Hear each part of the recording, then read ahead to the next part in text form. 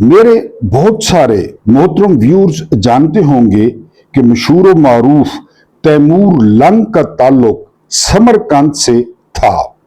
वो समरकंद के करीब एक बहुत खूबसूरत गांव कैश में पैदा हुआ।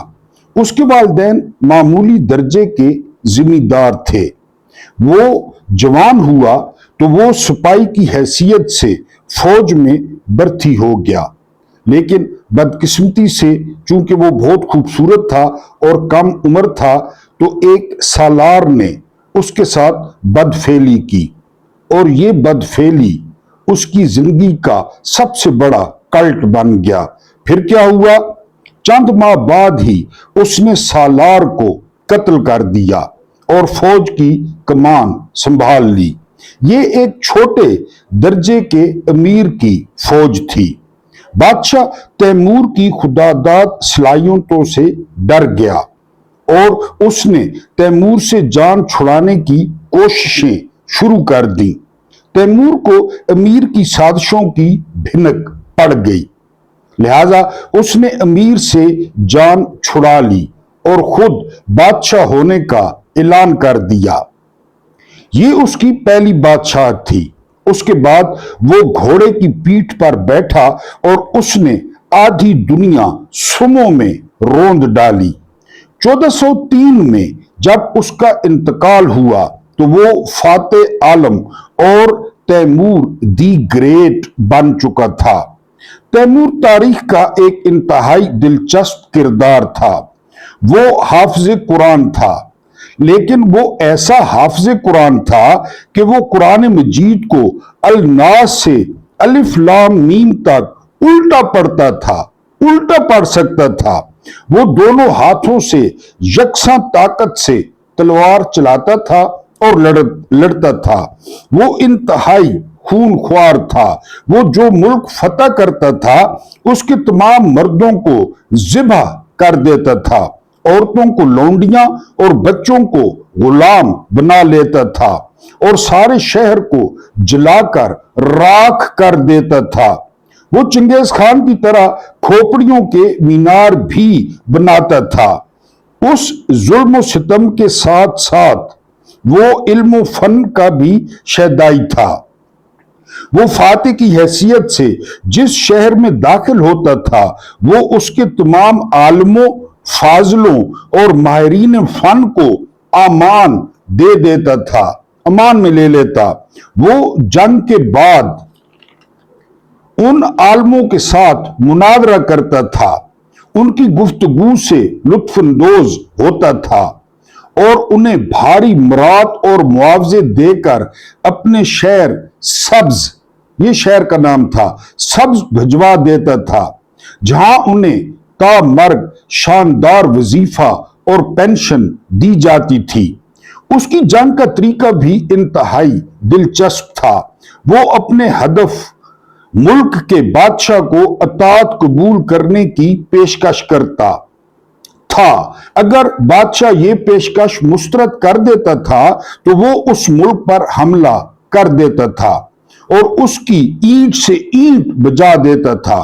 फतह के बाद वो अपने सिपाहियों को लूट मार और कत्लो गारत की खुली छुट्टी दे देता था।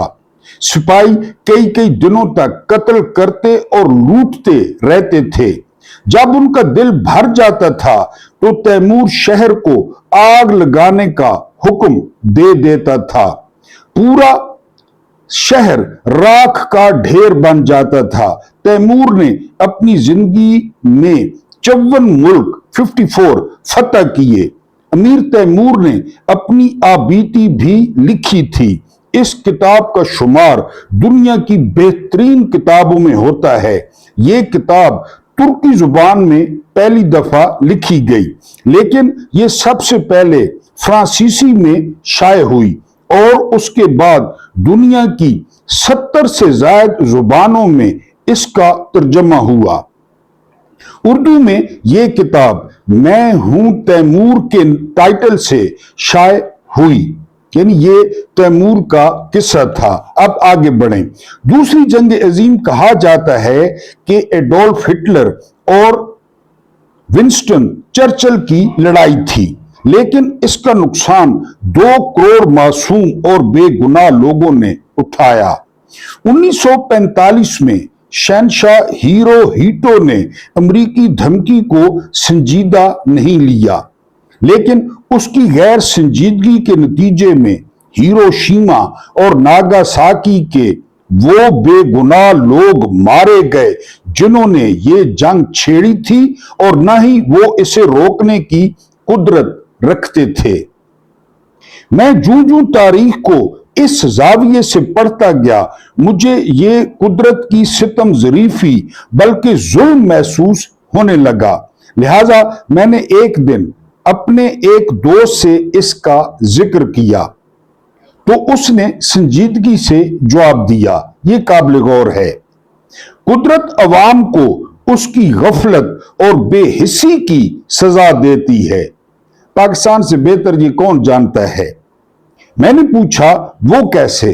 वो बोला, कुदरत ऐसे मजालिम के जरिए लोगों से पूछती है, तुम्हारे ऊपर एडोल्फ हिटलर जैसे नीम पागल लोग हुकूमत कर रहे थे, लेकिन तुम लोग खामोश रहे। लिहाजा अब इस बेहिस्सी और बेवकूफी की सजा बर्दाश्त करो। मुझे उसके नुक्ते से थोड़ा सा इख्तलाफ था, लेकिन मैंने बहस किसी और वक्त के लिए छोड़ दी। पाकिस्तान ने 1994 में जब तालिबान का साथ दिया था तो उस वक्त के हुक्मरानों ने अवाम से मशवरा करना गवारा नहीं किया था। जब 2001 में हुकूमत पाकिस्तान ने यू टर्न लिया था तो उस वक्त भी हुकूमत के किसी कारिंदे ने लोगों से राय नहीं ली थी। 1994 में खड़े किए तालिबान, 2001 में उनकी मुखालफत मोल ली, लोगों से पूछा। पहली मर्तबा यह फैसला मेजर जनरल वजीर दाखिला नसीरुल्लाह खान बाबर ने किया था, ये तालिबान का साथ देने का, उनको बनाने का। और दूसरा फैसला 2001 का जनरल परवेज मुशर्रफ ने किया था, लेकिन दोनों मर्तबा पाकिस्तान के बेगुनाह और मासूम लोगों ने इन फैसलों का तावान अदा किया। दोनों मर्तबा आम लोग इस फैसले की जद में आए। अगर हम जरा गहराई में जाकर देखें तो 1979 में अफगानिस्तान में जहाद का फैसला भी पाकिस्तान के अवाम ने नहीं किया था। यह फैसला उस वक्त के सदर जनरल ज़ियाउल हक ने अपने नाजायज इक्तदार को जायज बनाने के लिए किया था, लेकिन उनका तावान पाकिस्तान के अवाम क्लैशनकोफ और हेरोइन की शक्ल में आज तक दे रहे हैं। जनरल ज़ियाउल हक को इस फैसले के जरिए तामर्ग शहनशाहियत मिल गई। बिल्कुल रिपीट टेलीकास्ट 8 फरवरी 2024 का इलेक्शन चोरी करके किसको शहनशाहियत मिली? जनरल आसिम मुनीर को। जनरल आसिम मुनीर को भी शहनशाहियत मिल गई, जनरल परवेज मुशर्रफ को भी शहनशाहियत मिल गई, जनरल जिया को भी शहनशाहियत मिल गई। सीटों और सेंटों में शिरकत करके अयूब खान को भी शहनशाहियत मिल गई, लेकिन हजारों पाकिस्तानी अवाम बम धमाकों में मारे गए। ये तावान अदा किया और पाकिस्तान शिया और सुन्नी में तकसीम हो गया। जिया के दौर में यह तकसीम बहुत बढ़ गई जब इलामा आरिफ हुसैन अल हुसैनी को शहीद किया गया और उसका इल्जाम लेफ्टिनेंट जनरल फजल हक पे लगा, और इस तकसीम के नतीजे में आज पाकिस्तान में मस्जिद महफूज है और ना ही इमाम बारगाह। जनरल ज़ियाउल हक की सुन्नत पर अमल दरामद करते हुए जनरल परवेज मुशर्रफ ने 2001 में उस फसल को आग लगा दी जो हमारी एजेंसियों ने 1994 में बोई थी। ये फसल बोई किसने? हमने। कब? 1994 में। किसने? बेनजीर और जनरल नसीरुल्लाह खान बाबर ने। मुशर्रफ ने उस पकी हुई फसल को आग लगा दी और 2001 तक पहुंचकर जिसने फल देना शुरू कर दिया था। जनरल परवेज मुशर्रफ के इस फैसले से उन्हें अमेरिका के पहलू में जगह मिल गई, उन्हें भी शहनशाहियत मिल गई, लेकिन पाकिस्तानी अवाम खतरात का शिकार हो गए और उन पर खुदकश धमाके होने लगे। कहा जाता है कि उस 8-9 सालों में तकरीबन 80,000 पाकिस्तानी आम शहरी, पाकिस्तानी पुलिस वाले वो शहीद हो गए। फैसला किसका था? मुशर्रफ का।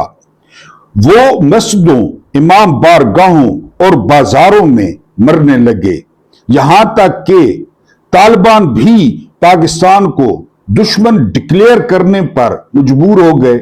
आपने सारा कुछ देखा। मुझे खदशा है जिस तरह अफगानिस्तान से पाकिस्तान पर हमले हो रहे हैं, चंद माह बाद पाकिस्तान में भी ऐसी ही सूरत हाल पैदा हो जाएगी जिस तरह मुशर्रफ के दौर में हुई। अगर खुदा न खास्ता पाकिस्तान में ऐसी सूरत हाल पैदा हो गई तो मुझे यकीन है इस सूरत हाल के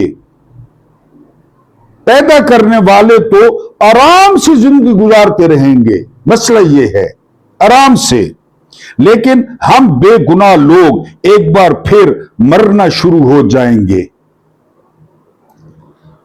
किसी सितम ज़रीफ ने क्या खूब कहा था, बादशाहों की गलतियों का कफारा अवाम अदा करते हैं।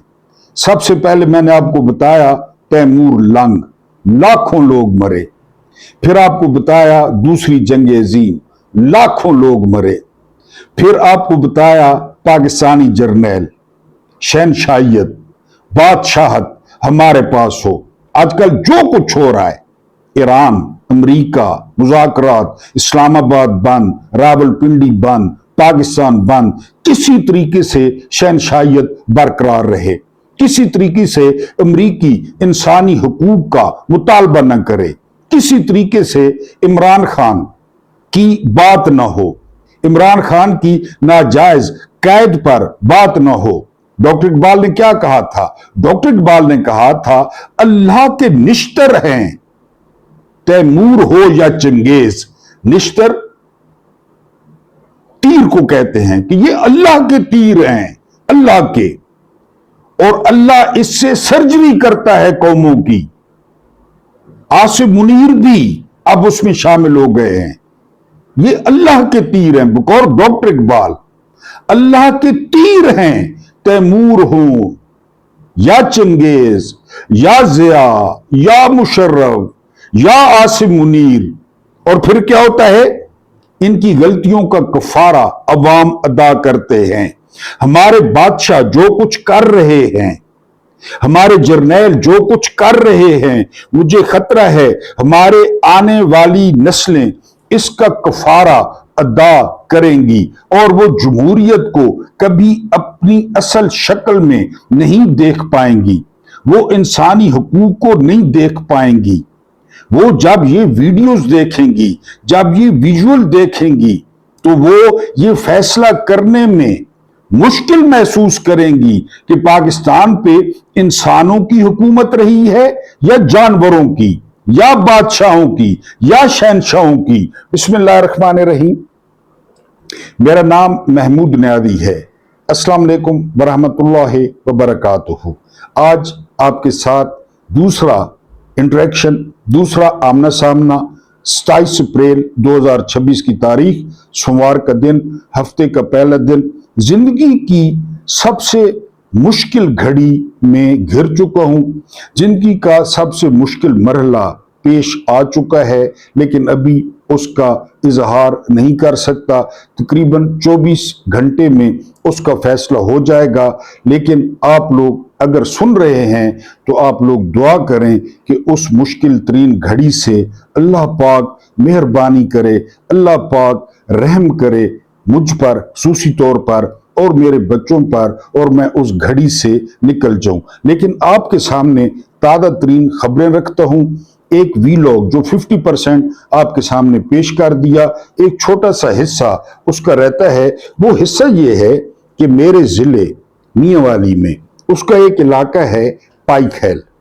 जो मेरा गांव है ना दाऊद खेल, उससे तकरीबन 6 किलोमीटर के फासले पर है पाई खेल।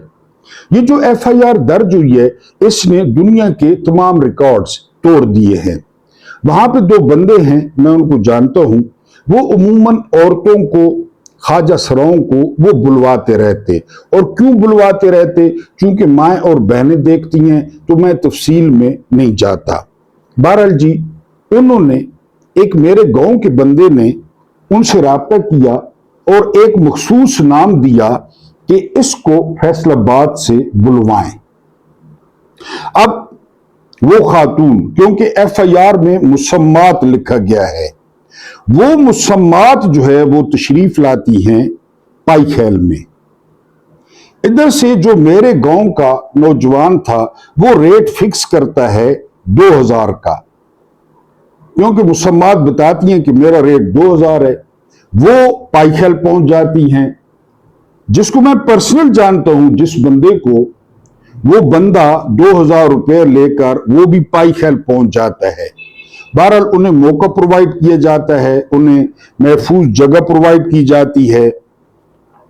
अब एफआईआर के मुताबिक वो जो बंदा होता है मेरे गांव का, वो आधा घंटा जो है वो अपनी तरफ से ट्राई करता है, कोशिश करता है। मैं मजीद तफसील में नहीं जाता, लेकिन यानी वो नाकाम रहता है।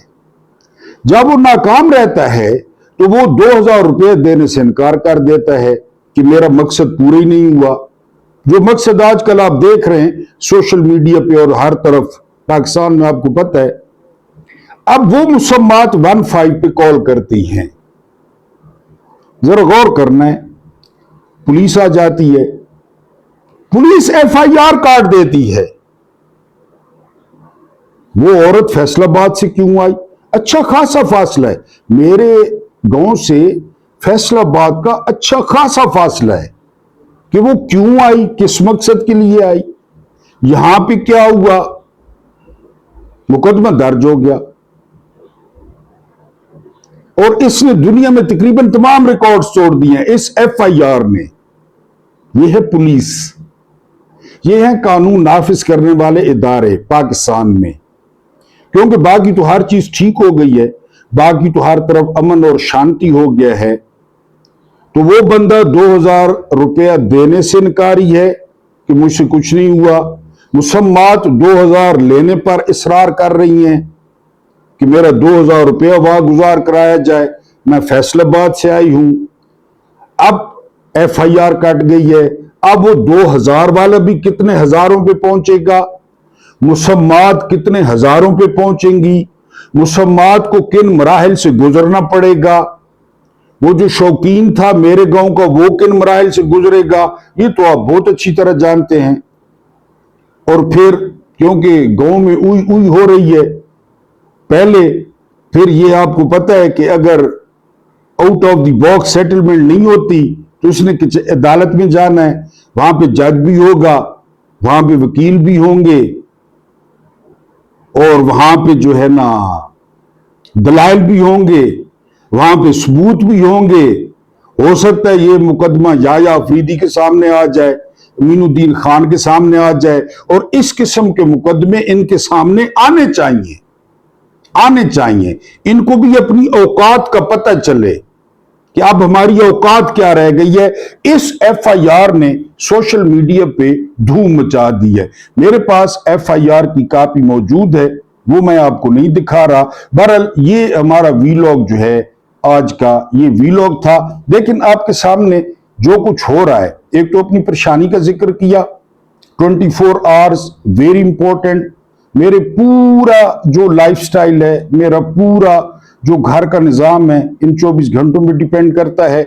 और दूसरा ये कि आप लोगों ने दुआ करनी है। सैयद अब्बास इराकची, ये आप जानते हैं कि बड़ी ताकतवर शख्सियत बनकर सामने आए हैं। ये हैं कौन? ये ईरान के वजीर खारजा हैं, पीएचडी हैं। 2 दिनों में इन्होंने 2 दौरे किए हैं पाकिस्तान के, बल्कि ओमान जाते हुए इन्होंने जहाज भी पाकिस्तान का इस्तेमाल किया है, क्योंकि उसने बड़ी खतरनाक जगहों से गुजरना था, जहाज से गुजरना था। वहां नीचे अमरीकी बेड़े जो है वो मौजूद थे, जासूसी कर रहे थे। अब उन्होंने ठोस और जो सॉलिड जो शरायतें वो पाकिस्तान को दे दी हैं।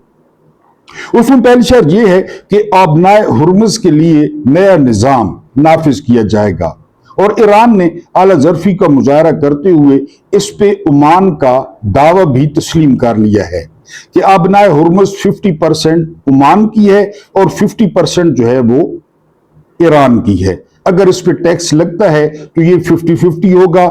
इसके नए निजाम पे इराक़ची ने जोर दिया है। नंबर 2, नाकाबंदी को जो है वो फौरन खत्म किया जाए।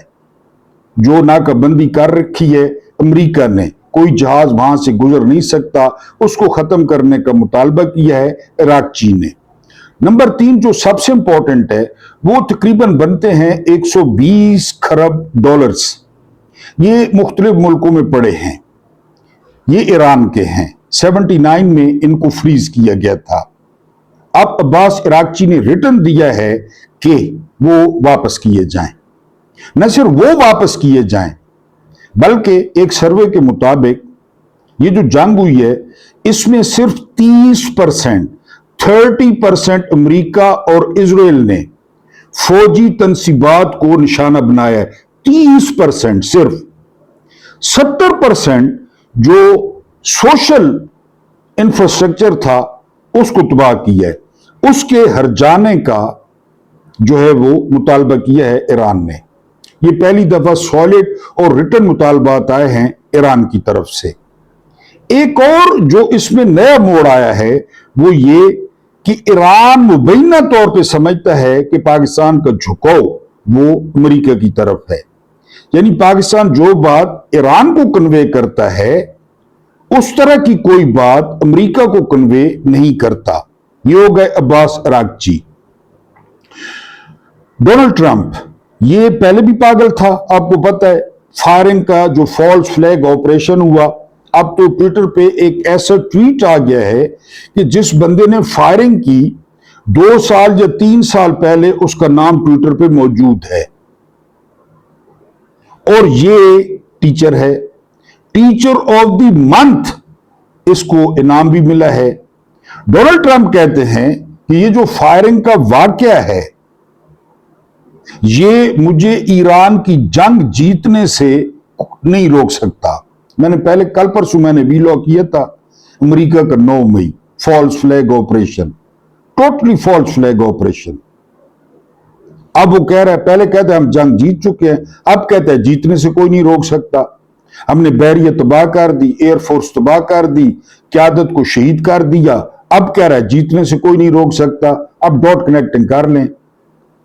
फायरिंग कहां पे हुई, कोई जख्मी नहीं हुआ, कोई नहीं मरा। लेकिन उसके बाद डोनाल्ड ट्रंप कहते हैं कि ये जो एलन था, उसका नाम एलन बताया जा रहा है, वो ईसाई मुखालिफ था, और उसके बारे में जो मालूमात मिली हैं तो उससे भी साबित होता है कि वो मजहब मुखालिफ था। यानी वो मजहब को इतनी ज्यादा अहमियत नहीं देता था। एक और जो उसके बारे में अहम बात सामने आई है कि वो डेमोक्रेट्स का हामी था। उसने कमाला हैरिस को $25 का जो है वो चंदा भी दिया था उसकी कैंपेन में।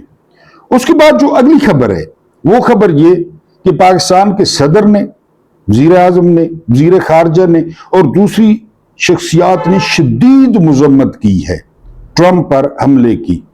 यानी जो मकसद था तो वो तकरीबन पूरा हो गया, क्योंकि पूरी दुनिया इस हमले की मुज़म्मत कर रही है और ट्रंप के साथ खड़ी है।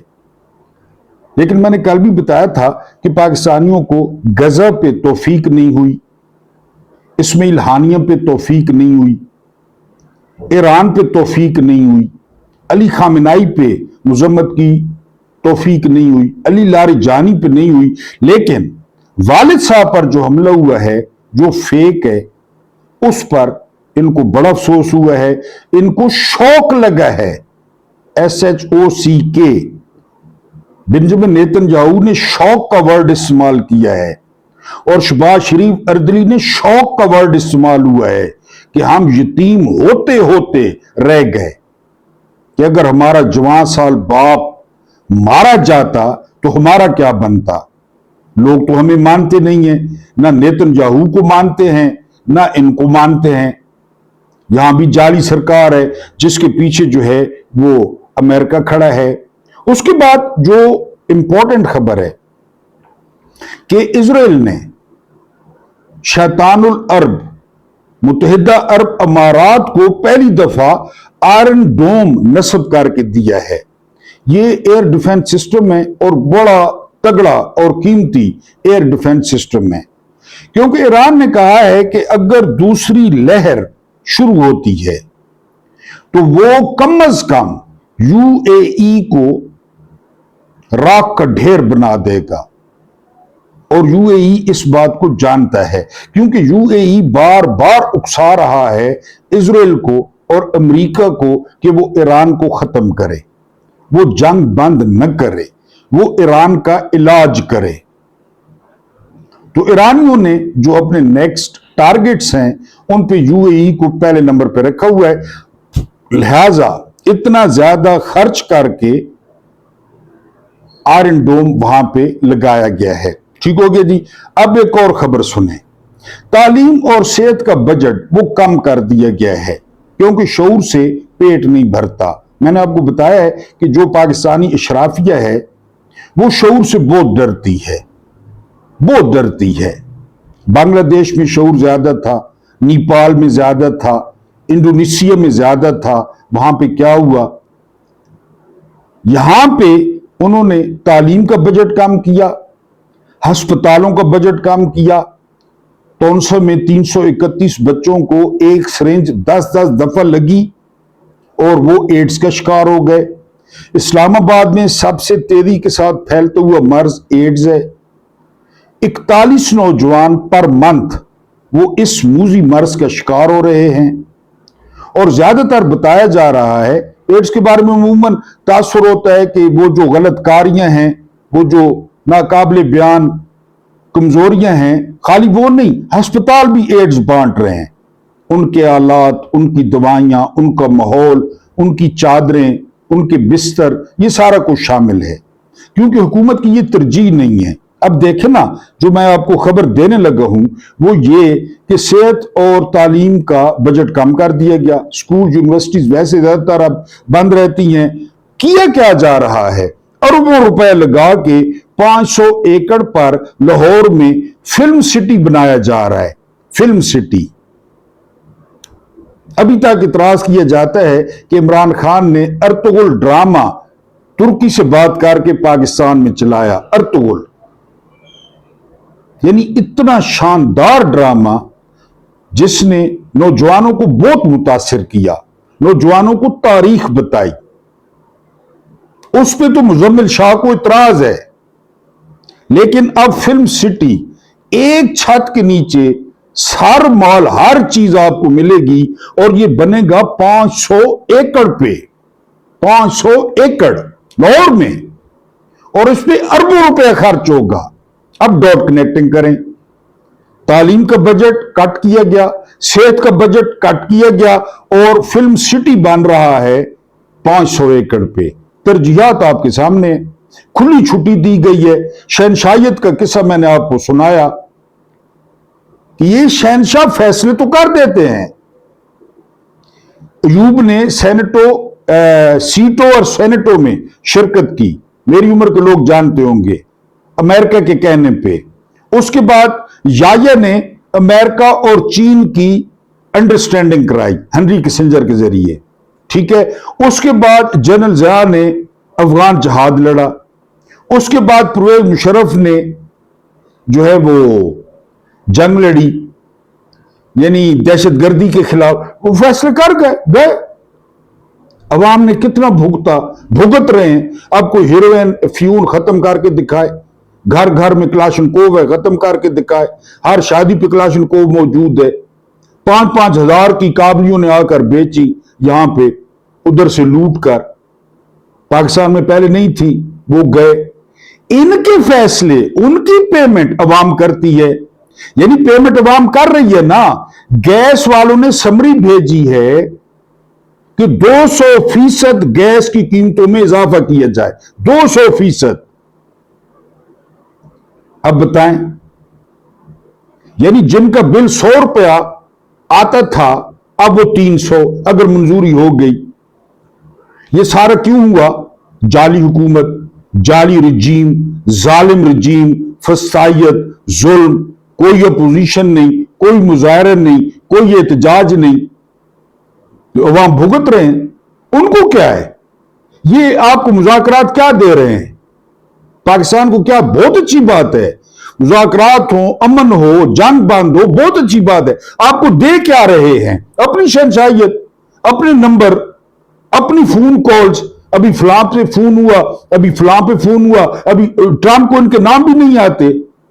वो फील्ड मार्शल और प्राइम मिनिस्टर कहता है, एक जो है ना व्हाइट हाउस का साहब बता रहा था कि ट्रंप को नाम भी नहीं आते, लेकिन हमने इस्तेमाल होना है, हमने शहंशाहियत पक्की करनी है। पहले उन्होंने पक्की की, अब जनरल आसिम मीर अपनी शहंशाहियत पक्की कर रहे हैं कि मेरी शहंशाहियत पक्की हो। लोगों को क्या है? ज़िया ने एक दफा कहा था कि कौम होती ही कुर्बानी देने के लिए है, कौम, क्योंकि इनकी कुर्बानी तो जो है ना वो जायज नहीं है। कुर्बानी तो हलाल चीज की होती है, इनकी कुर्बानी जायज नहीं है। कौम फिर कुर्बानी दे, फैसले इनके, मौजें इनकी, डिनर और लंच इनके। मैंने आपको वाकयात बताया कि किस तरह इनकी गलतियां अवाम पे करती हैं।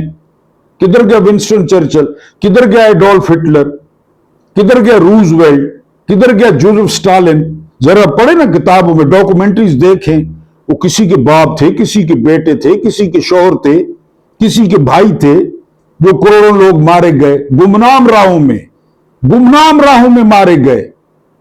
यही हाल पाकिस्तान का है। फैसले इनके, पेमेंट हमने करनी है। 500 एकड़ पर फिल्म सिटी बन रही है। इसको मुंतखब किसने किया?